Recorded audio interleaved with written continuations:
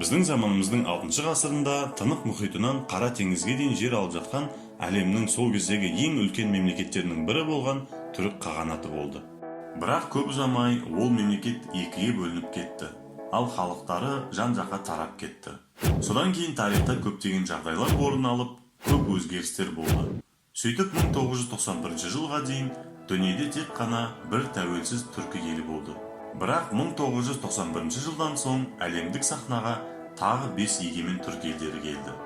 Барлықтарының тағдыры, тарихы және мәдениеті әртүрлі болғанымен, бір тамырдан, бір үйден шыққан ағайындар мыңдаған жылдардан кейін қайта қосылатын ойлары бар.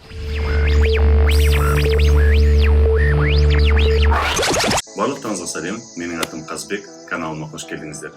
Соңғы кездері мен Түркияда Тұран деген одағы жайлы көп естимін. Әрине, елбасылары ол туралы көп айтады. Және халықтың ішінде де ондай әңгімелері бар. Түріктерден басқа көптеген қазақтардан да ондай ойлар естіп жатырмын.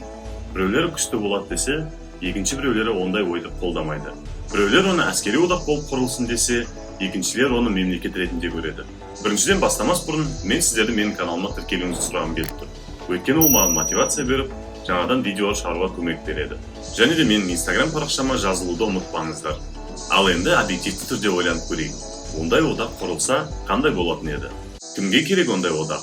Қазақстанға тиімді ме ондай одақ? Және ең басты сұрақ, ондай одақтың құрылуы мүмкін бе? Осы сұрақтарға жауаптың бәрін бүгін осы видеода көресіздер. Сонымен қазіргі күні әлемде 6 егемен түркі елдері бар. Олар Түркия, Әзербайжан, Қазақстан, Қырғызстан, Өзбекстан және Түркменстан. Және 4 мемлекетте 13 автономия бар. Бірақ бұл автономиялық республикалардың бәрін біздің видеода санамаған дұрыс болады деп ойлаймын. Өйткені ол елдердің бәрі басқа елдерге тәуелді болып есептеледі.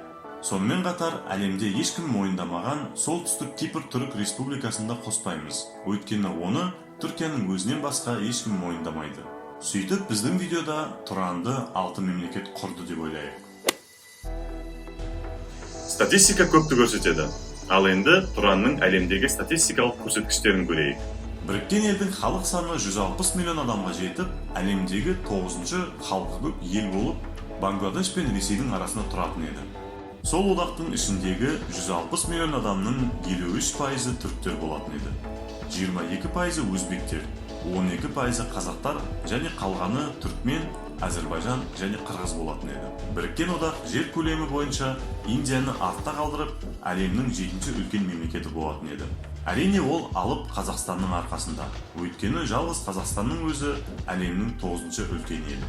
Әскер жағына қарасақ, онда одақ Пакистанды артта қалдырып, әлемнің 6-ші әскері көп ел болатын еді. Шамамен 700 мыңдай адам болатын еді әскерде. Әрине ол Ресейге жетпейді, бірақ бәрібір қуатты әскер. Әскер жағынан да сөз жоқ. Бұл одақтың әскери лидері Түркия болатын еді. Өйткені Түркия НАТО мүшесі. Демек, оның әскері ең сапалы және мықты әлемдік стандарттарға сәйкес. Экономикалық тұрғыдан Тұран номиналды жалпы ішкі өнімнен әлемнің 20 мықты экономикалар арасында болатын еді. Бірақ 6 елдің экономикалық үлесі бірдей болмайтын еді. Елді алға сүйрейтін 2 ел болатын еді. Олар Түркия және Қазақстан. Ал қалған елдердің жалпы үлесі 15% болатын еді. Бұндай жалпы ішкі өнім әлемнің 16-шы экономикасы болған күнде де батыс елдерінен бірталай артта қалатын еді. Ал егер номиналды жалпы ішкі өнімді адам басына шалғандағы сандарды қарасақ, онда Тұран адамдарының жағдайы қазіргі күнгі Колумбия мен Оңтүстік Африка халықтарымен бірдей болып, 97-ші орында тұратын еді.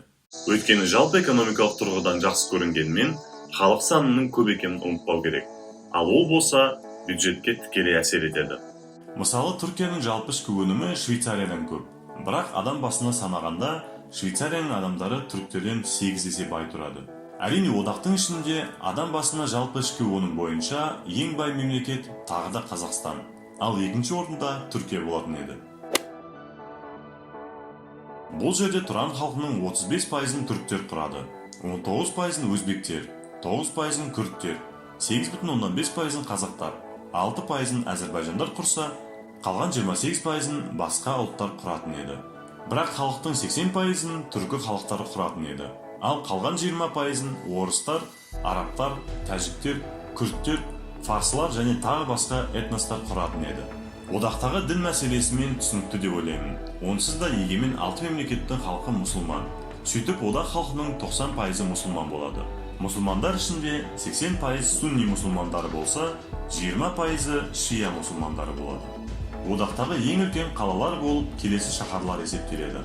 Орта Азия елдерінің астаналары және Алматы мен Шымкент қалаларынан басқа ірі қалалардың бәрі Түркияда орналасқан.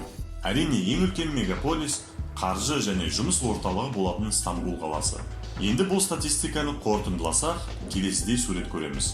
Одақты алға тартып тұратын тек қана Қазақстан мен Түркия. Әрине, Түркияның рөлі бұл одақта ең қуатты болатыны айқын. Әрине, бұндай одақты қолдайтын және қолдамайтын елдер бар.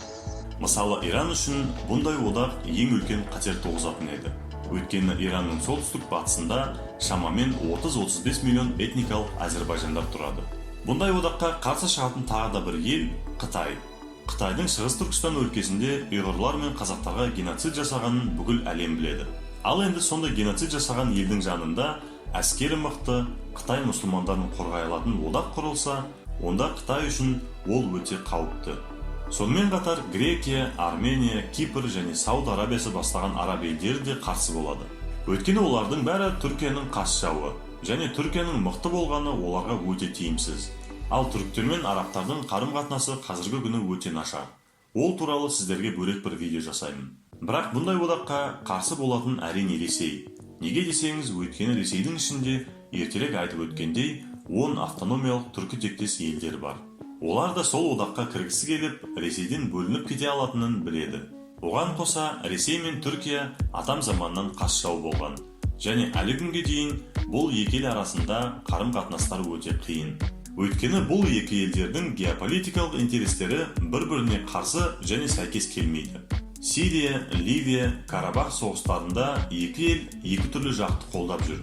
Сондықтан Ресейге Түркияның күшейгені өте қауіпті. Ал енді жақтайтын елдерді алып қарасақ, ондай елдер аз болады. Себебі ешқандай мемлекет өзінің қасында әскері мықты державаның құрылғанын қаламайды. Әр ел біріншіден өзіне және өзінің халқына тиімділігін ойлау керек. Бұндай одақ құрылса, Қазақстанға тиімді бола ма, және қай жерлері тиімсіз болады? Біріншіден жақсы жағына қарап тиімділігін айтып өтейік. Әрине, ондай одақ құрылса, онда Қазақстанның әлемдік теңіз суларына шығу мүмкіндігі пайда болады. Ол деген логистика және транспортировка шығыны азаяды деген сөз. Екіншіден, әскер дайындығының сапасы көтеріледі. Үшіншіден, Ресей және Қытай елдерінен геополитикалық тұрғыдан қараса, аулақ болады. Ал енді тиімсіз жақтарын қарайық. Ортақ бюджет болады. Демек, бүкіл елдер ақшаны бір жерге жинайды. Сосын бай елдер кедей елдерге ақша беріп тұруға мәжбүр болады. Демек, басқа елдердің экономикалары Қазақстан мен Түркияның арқасында өмір сүреді. Өйткені өзбектер, әзербайжандар, қырғыздар, түркмендер аз үлес қосады. Біздің ақшаға Өзбекстан мен Қырғызстанда жол салынып, жұмыс орындары құрылып жүреді. Сөйтіп қазақтар басқа ұлттарды қайтадан асырап жүреді.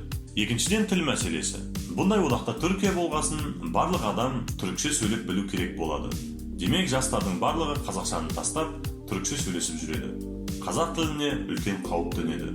Үшіншіден, жастардың көбісі түрік қалаларына көшіп кетеді. Өйткені Түркияның қалалары үлкен және мүмкіндік көп деп ойлайды. Төртіншіден, Түркия әр заман соғыс пен конфликттер арасында жүреді. Және қас елдері көп. Ол деген ондай одақ құрылатын болса, Қазақстан да сол конфликттер мен соғыстарға араласуға мәжбүр болады деген сөз. Бесіншіден, Қазақстанның бүкіл қалаларында басқа ұлттар қаптап кетеді. Өйткені Түркияда, Қырғызстанда, Өзбекстанда және Түркменстанда жұмыс жоқ болып, халық басқа елдерге көшуге мәжбүр қалуда.